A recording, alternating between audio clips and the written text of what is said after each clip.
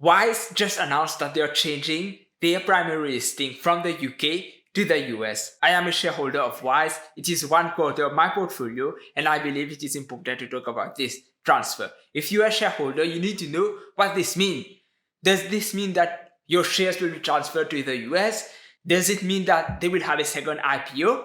Actually, they did not mention an IPO at all. It's not a second offering. It's just a transfer of shares.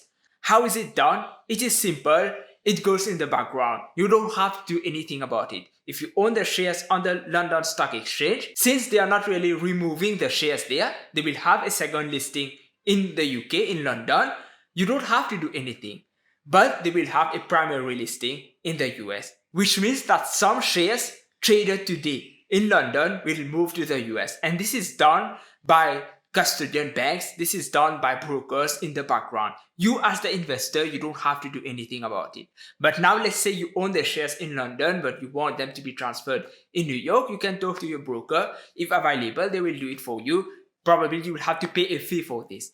But for me, I'm not changing my shares. I will keep them in London. I'm happy with them. I don't care where they are traded. One company that did that previously is Flutter Entertainment. Last year, the company decided to move its primary listing from the UK to the US without any share dilution, without any secondary offering. So it is possible to do that, but it happens in the background.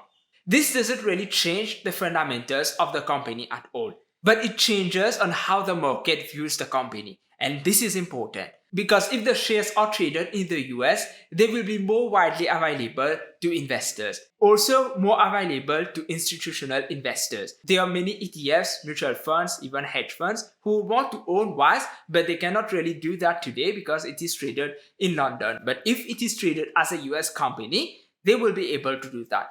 Does this mean that Wise will soon be on the S&P 500? By its size, it is unlikely that it will be on the S&P 500. But even if it was a bigger company, maybe I hope one day it becomes a $50 billion company. But even at this size, it won't be on the S&P 500 because it is still a foreign company. It's still a UK headquartered company. You need to be a US based company to be on the S&P 500.